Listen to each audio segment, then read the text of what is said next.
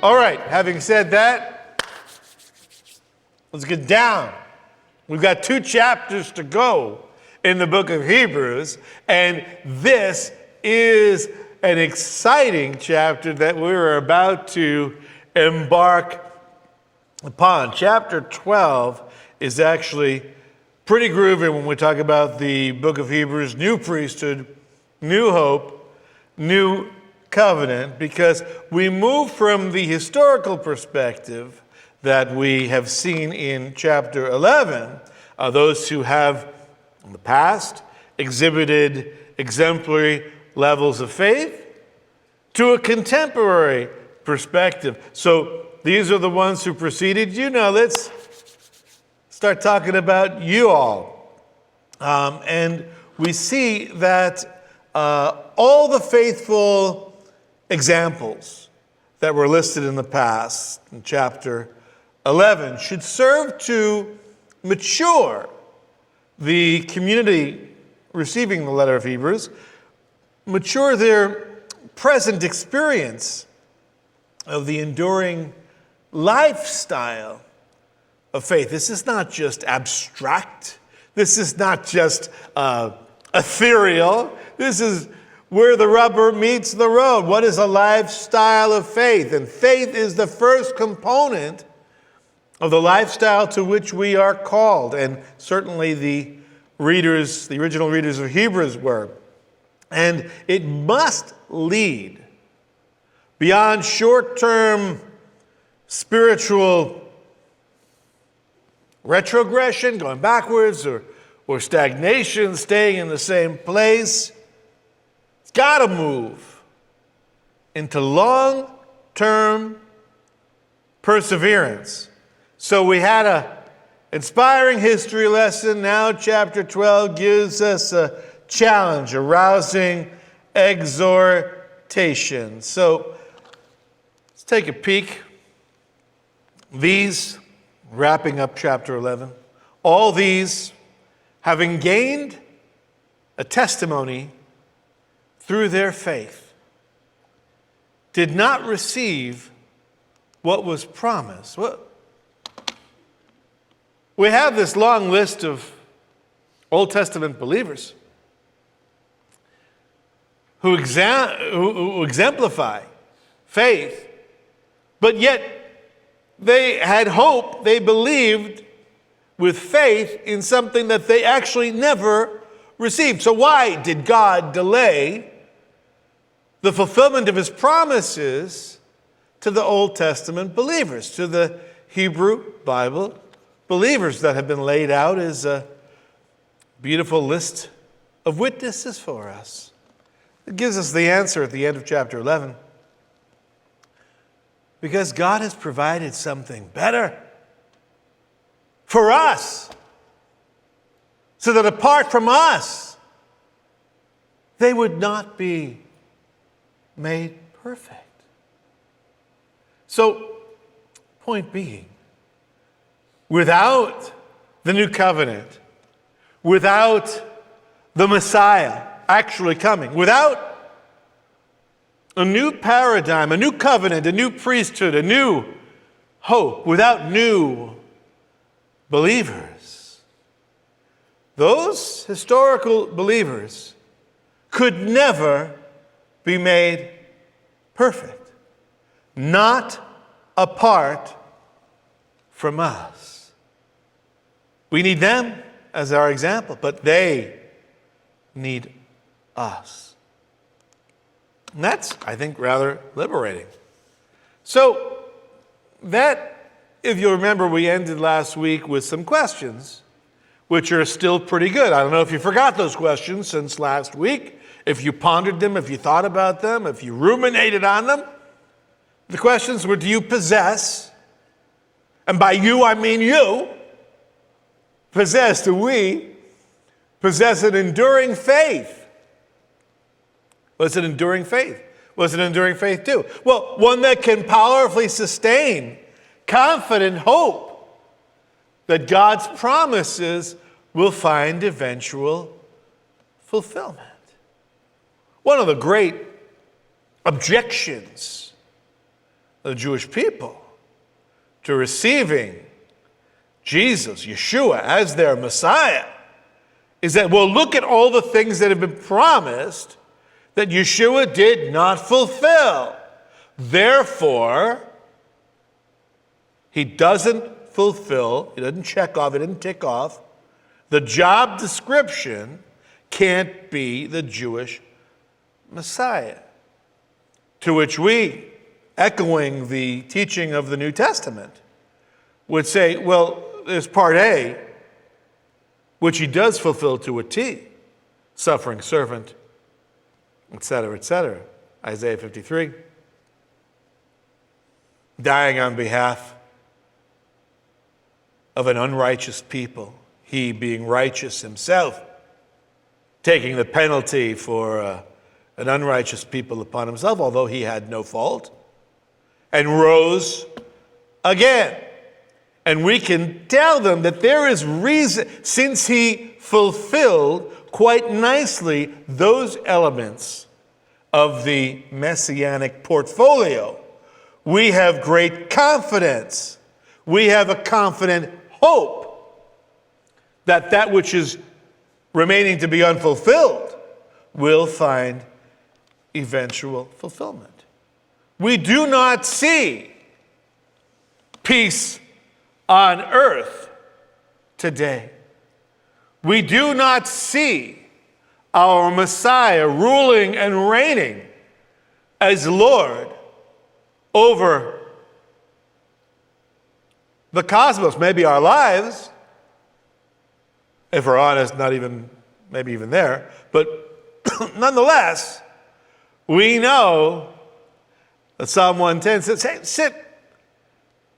sit, Father tells the Son, at my right hand, until such time as I make your enemies your footstool. There's coming a day when God's promises will find eventual fulfillment. There is coming a day when the shofar will sound and we will be caught up and we will see our Messiah and he will see us.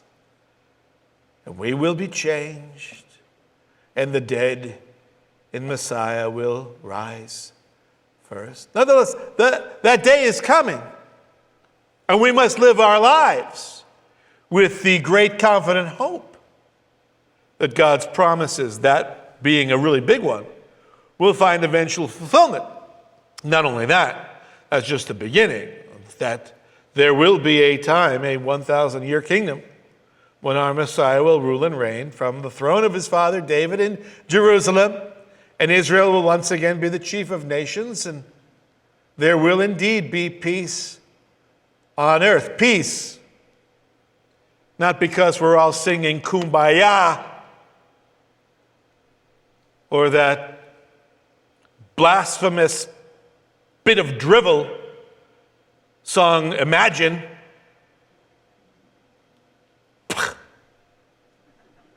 It's garbage. With all my respect to Mr. Lennon, of Beatles fame, not Soviet fame. It's peace through strength. Peace through the strength of our righteous Messiah.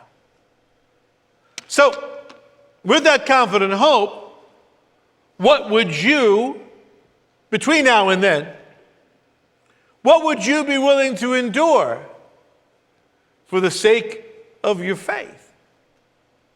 There used to be a commercial. What would you do for a Klondike bar? The stakes are much greater with this question. What would you be willing to endure for the sake of your faith? It's been tough so far in Texas, right, all our lives. Or those of you who have joined the Texas party a little late, welcome. I'm glad you're here. It hasn't been all that challenging to be a believer in Texas, quite honestly. Coming from New Jersey, as I did in 1988, the contrast was strong indeed. But the times, they are a-changin'. So what will sustain you? What will sustain us? As we perhaps may be forced to endure hardship or deprivation, maybe for our faith, maybe just because things are about to get tough. Maybe they won't. Maybe I'm whistling in the dark. But I think these are questions that should be asked before hard times come, and answers derived already, resolutions made in the advent, in the case that hardship and deprivation come for us. Well, getting into the new material, chapter 12. Therefore, wherefore, what for? Because we just had this great hall of faith, right? Consequently, we just had this amazing list of predecessors, the hall of faith, this great cloud of witnesses that surrounds us should have an impact.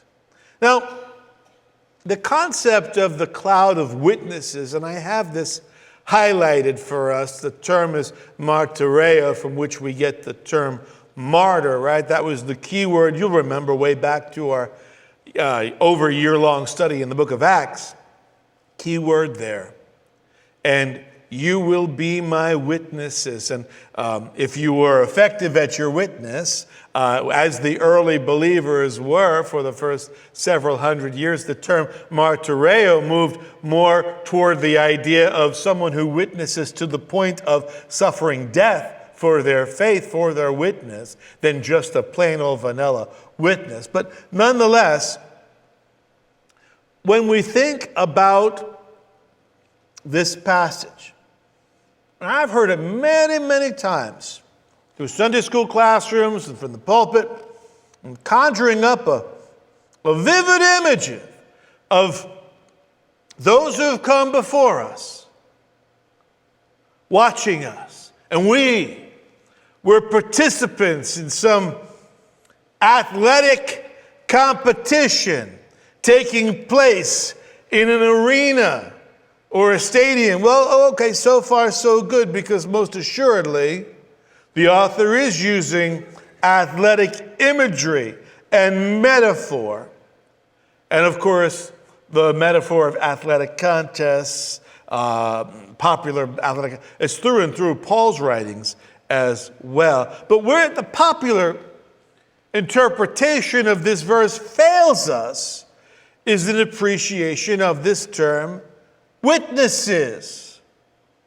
Those who testify through their exercise of faith had in their lifetimes received, through their lifestyle of faith, they received a testimony, they received a witness to their faithful endurance. So, in short, rather than this verse suggesting the roar of banner-waving stadium crowds cheering us up from a tightly packed seats from bullpen to bleachers, perhaps Samson and some of the judges pumping a brawny arm in the air and rooting for us, the portrait presented here is not this.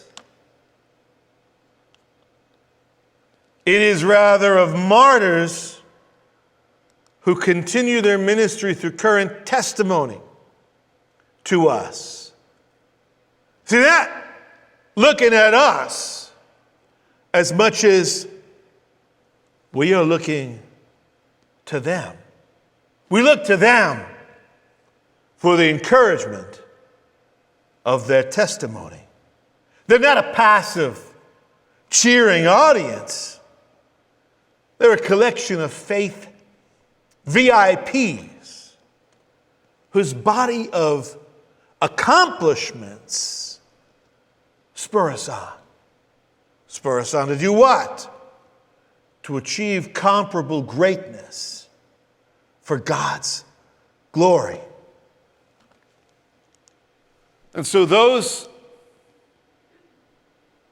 martyrs of faith, they continue their ministry through current testimony to contemporary believers, to us. So if you had that image of stadiums filled with those who are cheering us on, the great cloud of witnesses, i.e., witnessing your actions, refrain. That's not what Hebrews is talking about. We have a great cloud of testimonies, of witnesses that are speaking to us, that we look to. Not an audience of spectators, collection of these faith VIPs, body of accomplishments, spur us on to achieve comparable greatness for his glory. Those who have preceded us on the path of faith continue to speak to us. And that was true 2,000 years ago when the author of Hebrews wrote. And is actually still true today. So since we have this great cloud of witnesses, let us also lay aside every encumbrance. What's an encumbrance? A lifestyle of enduring faith. Well, that requires the stripping away of anything that's going to impede our successful completion of the faith goal. Back in the Greco-Roman world, in which, of course, this letter was written and originally received, in the athletic contests of the day, to remain nimble, the athletes competed while wearing very little as possible. We have statuary, we have pottery to show us exactly what that was. The phrase that we're talking about, to lay aside every encumbrance, means anything that's going to handicap the race, anything that's going to trip us up, anything that's going to weigh us down, must necessarily be cast off. And that goes beyond mere distractions, diversions, preoccupations, concerns.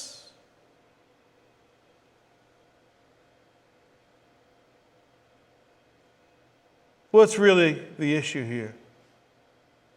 It's sin that causes the Christian runner to stumble. Ultimately speaking, as we run our faith race, there are distractions, there are encumbrances. Sin is the major thing that will trip us up, that will break our faith stride as we walk. Let us lay aside every encumbrance and the sin which so easily entangles us. It's like running and you haven't tied your shoelaces. Who runs a relay or a race without having his shoelaces nice and tight and put away? In fact, if I were running a relay, I would be so paranoid that I wouldn't even wear sneakers that had shoelaces. I'd buy what I used to buy in high school and college because they were cool. It used to be a sneaker called Kangaroos. I don't know if you remember these. And they didn't have shoelaces, they just had Velcro. And you just closed the Velcro, and you didn't have to worry about whether your shoelaces were tied or not. There was nothing to encumber you. There was nothing to trip you up. There was nothing to cause you to stumble. You need to do that to your lives. Remove anything that could possibly trip you up. And run the race. Our lives as believers, it's not a sprint, it's a marathon. It's a lifelong pursuit of God. Nobody can run a marathon if they're not in shape. We gotta We got to get in shape. And slowly, slowly, one step at a time, run this pursuit of God. Run in this lifestyle to which we've been divinely called as believers. And we were called to this marathon, to this race, since the moment we first trusted Yeshua for salvation. It's part of the package. Yeshua hasn't called any of us to come to him and remain seated on yetuches as your lifestyle. Some of us may say, well, but grace. Yeah, okay. There's grace, and then there's the abuse of grace. There's nothing that you did to warrant Yeshua calling you. There's nothing that you did for your salvation. It is by God's grace, through our faith, plus nothing, plus bapkes. But once we have been called, it's time to move. Some of us may have moved and may be still moving, haltingly, hesitantly. We get easily winded. But we have a lifetime to hone our steps and our strength and our endurance so that by the time we achieve faith maturity, we are running with all. Yet, anybody see the latest Mission Impossible film? I'm always absolutely floored when I see Tom Cruise run. If you're a Tom Cruise fan, you know what I mean, right? Tom Cruise's little, in his Twitter bio, he says, Tom Cruise running in film since 1984. And that's true. But when you see Tom Cruise running, and it may be through Mission Impossible, whatever films he's in, you see him running. And he's always running at one speed, full steam ahead. He's like a machine. He's completely upright, straight up. What posture? Amazing. And his arms and his legs are like machines. They are pumping. And this guy moves. That's a picture. I should have brought a little video clip of that. Maybe if I think of it next week, I will. A little clip of Tom Cruise running. Because it really is something to behold. Getting myself so excited when I think about it. So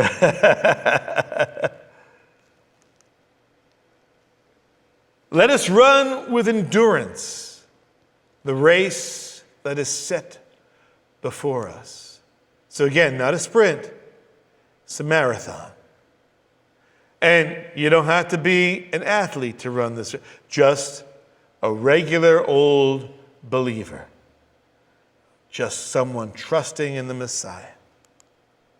Fixing our eyes on Yeshua. Fixing our eyes on our Messiah. With intense focus, concentration, resolute intensity. Not just one eye, okay? Have both eyes, okay? Unless you're Nick Fury, okay? But both eyes, focused, fixed on the Messiah. And the Messiah here is called the author of our faith, the perfecter of our faith. Those are complementary designations, and they catch my attention here. What is meant? In what way is Yeshua the author and perfecter of our faith? How is Yeshua the author, the perfecter? He is the champion, the leader, the pioneering source, the heroic author of our faith. We didn't derive it or generate it from our own self. We generate it from our Messiah. Through the Messiah's magnificent accomplishments, he is the very embodiment of faith itself. So fixing our eyes on Jesus, the Yeshua, the author and perfecter of our faith, who for the joy set before him endured the cross, despising the shame, and is sat down at the right hand of the throne of God. So Yeshua, he had his own faith race to run during his period of incarnation. He was racing, and he maintained that future-oriented faith perspective that enabled him to endure the cross. How? By focusing on the joy set before him. The joy set before Yeshua would be when he is invited to take his rightful and glorious seat at the Father's right hand. You remember Psalm 110, sit down on my right hand until I make your enemies a footstool, right? He despised the shame. Well, don't think of that as scorn or disdain. Think of it as he disregarded the shame. Not, I can't stand this shame. I can't stand this suffering. No, he didn't despise it as in chapui on that. He disregarded it. He's living the shame. He lived the pain. He lived the agony. He lived the suffering on the cross. But he set it aside because he fixed his eyes on Yeshua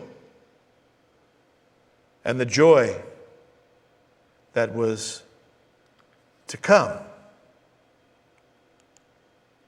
Yeshua's faithful endurance through the worst of circumstances resulted in his enjoyment of the greatest of circumstances, his exaltation, Yeshua's exaltation.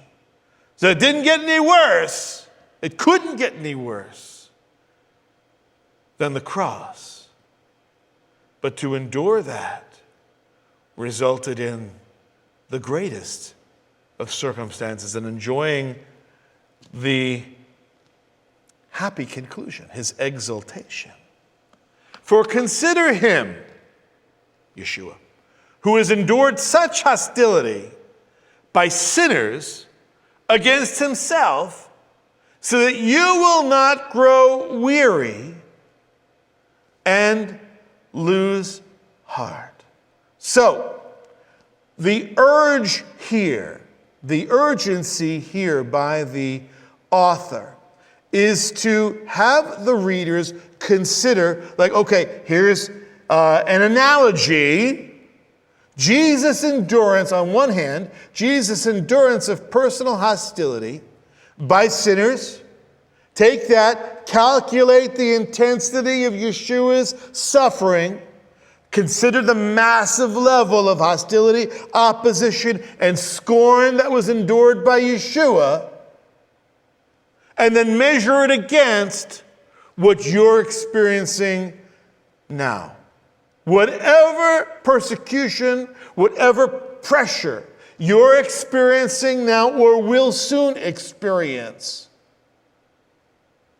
should be measured against that which Yeshua experienced. Is Yeshua and his suffering, is it greater than the suffering, the persecution, the pressure that we're enduring it? Is it less than what Yeshua endured? Or is it equal to? You need to, that's what the word consider is all about. Compare your level of suffering, your level of negativity against what you're experiencing now versus what Yeshua has experienced. That's going to provide a really helpful perspective. Of course, Yeshua's persecution, his pressure, his suffering, his humiliation, his agony, of course it is greater, and it will always be greater than anything. It will not even be equal to, it will always be greater than what we are experiencing right now.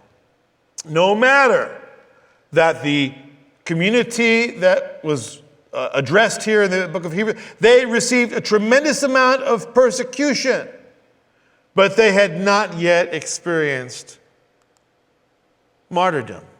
You have not yet resisted to the point of shedding blood in your striving against sin. Keep things in perspective.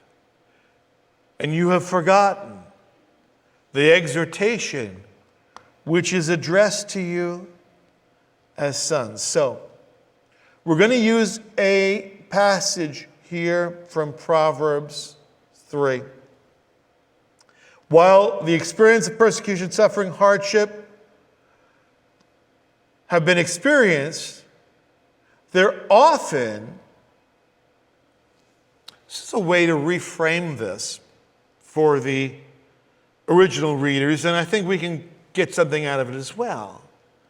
One way to reframe the suffering that one is experiencing is not just poor me or woe is the church to which we are a family, but maybe, just maybe, the suffering that we're going through, the persecution for the time, is part and parcel of God's discipline for us. So, for example, you have forgotten the exhortation which is addressed to you as sons, Proverbs 3, 11, 12. My son, do not regard lightly the discipline of the Lord, nor faint when you are reproved by him. For those whom the Lord loves, he disciplines, and he scourges every son whom he receives. Right?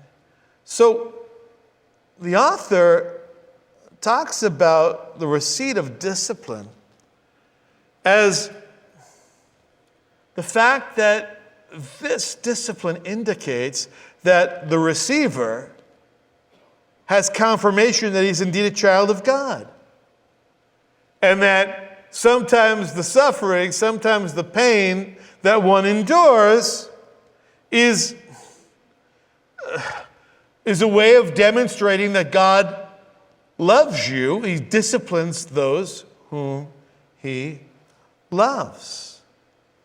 And the receipt of discipline is a blaring indication that indeed we're children of God, and that we have a Father's love, and that we have a Father's commitment, because God disciplines his people collectively and individually.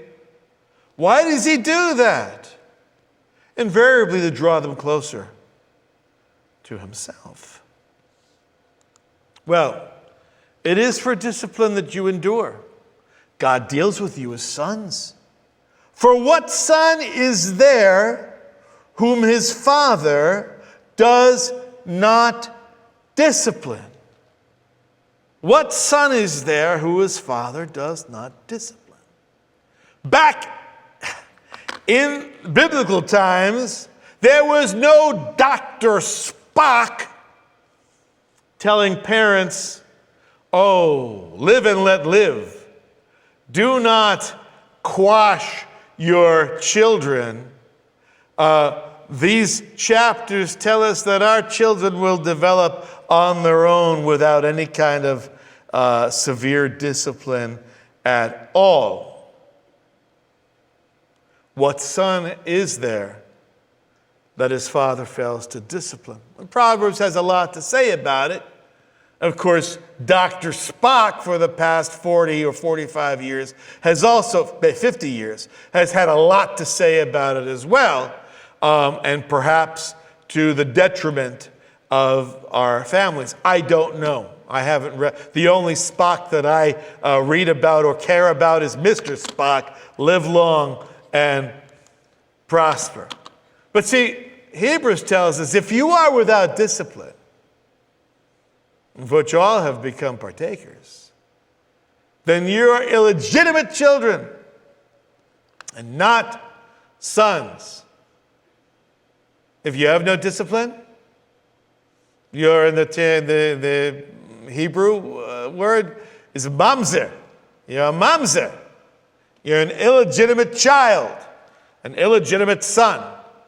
In the world of the Bible, a household without discipline was a home where the children had been formally renounced, where the children had been formally rejected, where the children had been formally disinherited. This is a way to demonstrate that the child is no longer yours. You stop disciplining the child. Do a quick check within your families.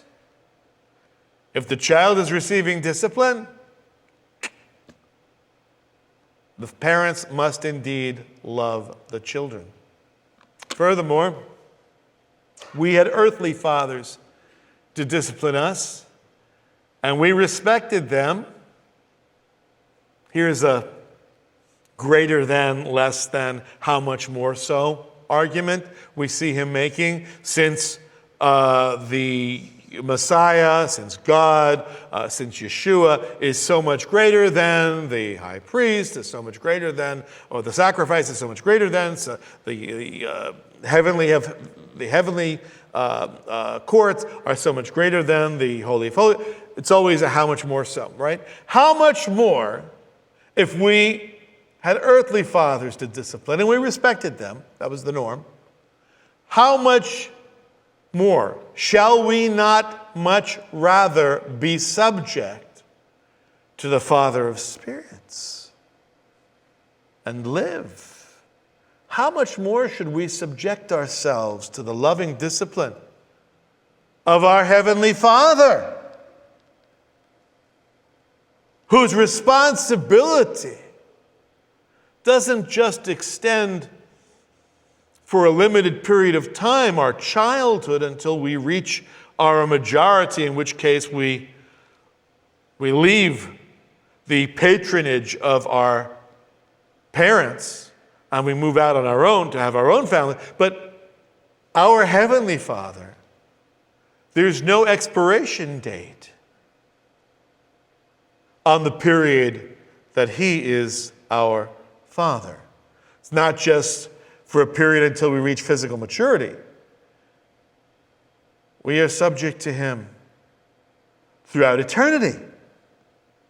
The discipline of natural fathers was at their discretion, their best intentions. Not every parent gets it right. We all know this as parents. We don't always get it right. Best intentions, of course, as filtered through our human imperfections. And when we get it wrong, we have to admit that we get it wrong. We've gotten it wrong. But God's discipline, because it doesn't have to be filtered through human imperfection, is always, every single time, 100% for the good of His children, for the good of our spiritual maturation.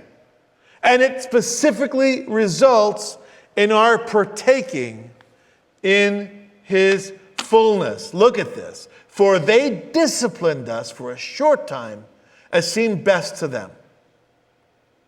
But He, God, disciplines us for our good, so that we may share in His holiness. That is the spiritual life, after all. It's the goal of the spiritual life, is to be holy as God is holy, to be holy for God's sake. He is the model. And He has called us to this radical act, a radical lifestyle of faith and holiness. Well, all discipline for a moment seems not to be joyful, but sorrowful. And how? And I can say as a parent, for both parties. You know, the old, this'll hurt you, This will hurt me more than it will hurt you. That may not always be true, but it approximates, okay? It's reasonably true. And discipline is always a challenge for both parties, the disciplinee and the discipliner. But it seems not to be joyful, but sorrowful. Yet to those who have been trained by it, afterwards it yields the peaceful fruit of righteousness. I can think of an example when I was very young, living in Brooklyn, and I was mad about something. 6 years old, 5 years old, 7 years old, I don't remember. I was mad about something and in tears, and I ran away from my dad, and I stepped into the street against the light. You know, Brooklyn, it's a city. And my little 6-year-old self could have been flattened. And my father, being scared, terrified, and feeling helpless, made certain to discipline me fairly well. To discipline me to the extent that there was no longer anything holding up his pants, if you catch the metaphor, okay? You catch the picture, right? And it's a moment that now, 50 plus years later, I remember, and I would never, ever past that time, ever run into the street again. It served to correct me and yields the peaceful fruit, not only of righteousness, but of life itself. Who knows if I had done it again, it hadn't been the right time and hadn't been caught, the timing had been wrong, I wouldn't be here today. So I'm grateful for a parent's discipline. And we must be grateful for our Heavenly Father's discipline as well, because it yields holiness, the fruits of righteousness. Truly, no pain, no gain. And in fact, with that famous meme or statement or catchphrase, we move back to athletic imagery. Before we do that, the question is, how is the relationship between endurance and discipline? And I don't mean discipline as in, look at how well you work out, but discipline, your father's discipline. How well has the relationship between endurance and discipline worked in your life? How is it working in your life? If God's not disciplining you for anything, then that would indicate either that you got it all right, 100%, running, got that Tom Cruise pistons going in your spiritual life. But most of us are not there. There's a relationship between our faith endurance and God's discipline. So how's it working? When you think of how it worked in the past. So again, now getting to athletic metaphor. Therefore, endurance. Strengthen the hands that are weak, the knees that are feeble.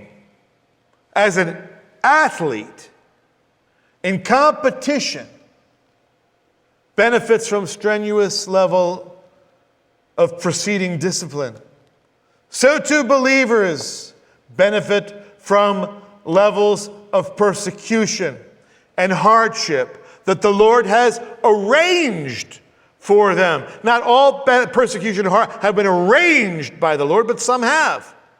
But the eternal discipline, or eternal dividends rather, of our Lord's discipline are the fruits of peace and righteousness. So therefore, strengthen your hands. You got weak hands? Let's work them out. Let's get them moving. And knees that are feeble. It comes from Isaiah 35, verse 3. It's actually just a quote. Strengthen the weak hands, make firm the feeble knees. practical encouragement. Make straight paths for your feet, so that the limb which is lame may not be put out of joint, but rather be healed. Some of us may feel not only that we don't have a competitive edge right now, but that we're in need of a wheelchair. Some of us may feel like a balloon that's full, but it's starting to become droopy and flaccid because the air is escaping out from the balloon. Nothing as pathetic as a balloon that once was full, but now is... It may look like, oh, look at this, it's going somewhere or whatever, but invariably it winds up on the floor. If we are that balloon, it is time to strengthen our knees. It's time to strengthen our hands. Time to create straight paths for our feet. So that the limb which is lame may, if you've got stuff that's in your way, that's going to, again, going back to the encumbrances. If you got stuff that's going to trip you up, get rid of it. If you've got a particularly long and winding road in front of you, do what you can to straighten out the path. Because if you're feeling weak, if you're feeling in need, if you're feeling less than, don't double down on that. I can tell you from my own experience that we must, Proverbs 4, keep straight the path of your feet. All your ways will be sure.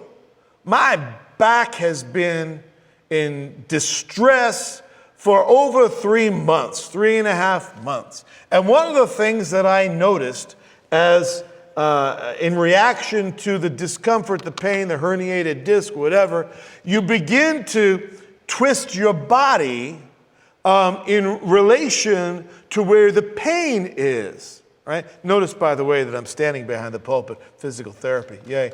But nonetheless, thank you, ATI, but nonetheless, you can develop some really bad habits because I had the sciatica all through this leg, all the way down to my toes.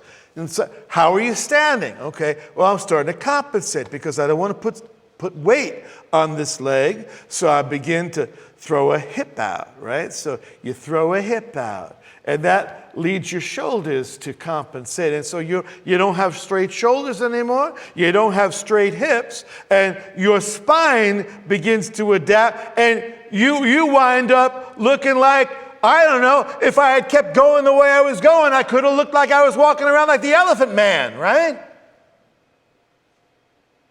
So you got to take measures. If you've got weak knees, you got a weak disc,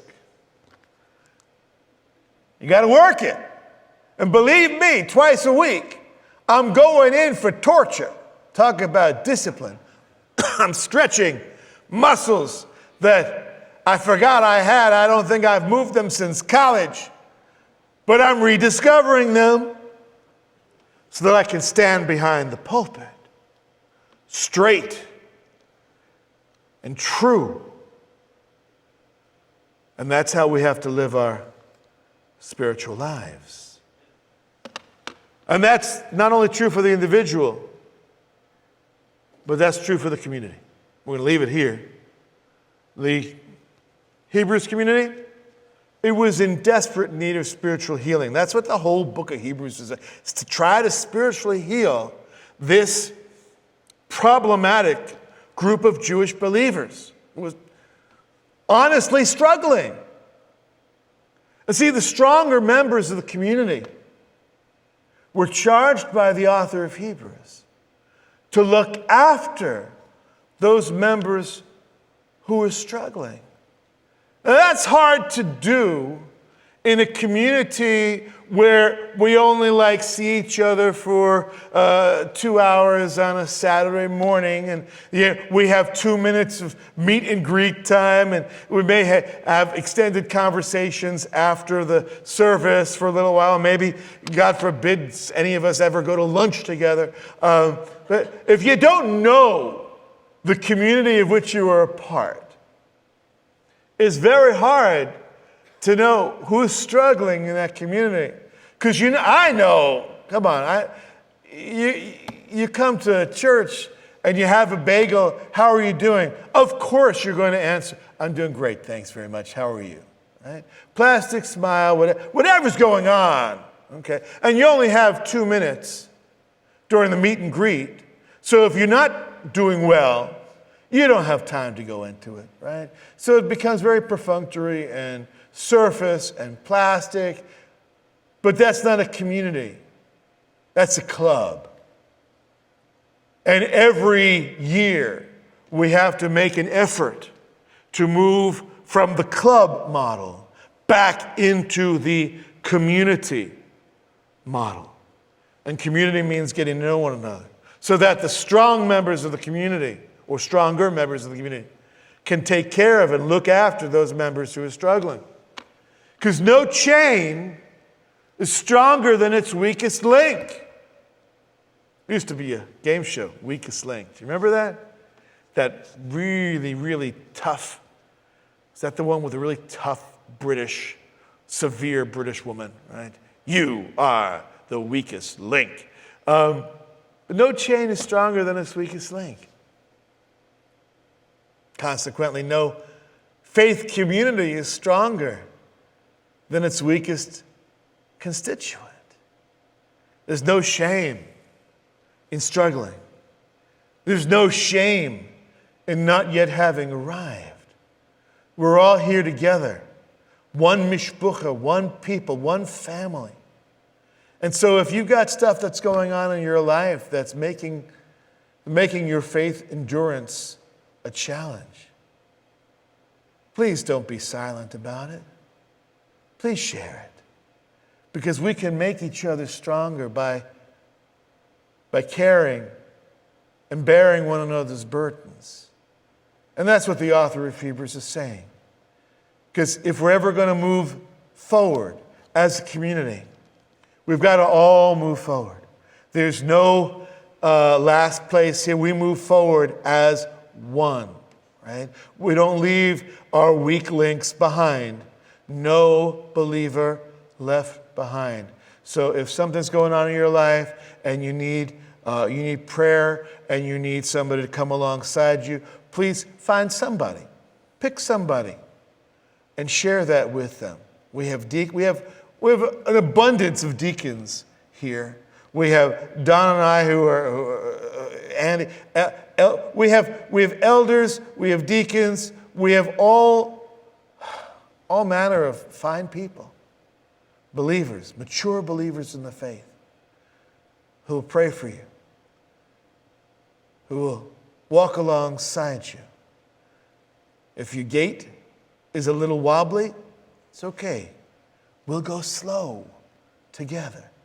We'll move forward together for the sake of our Messiah. And so we will press forward together as a family, as a community. If the persecution, if the hardship that I suspect is coming, well, then we're going to need a strong community that functions together, right? So let's move forward in light of one another's burdens.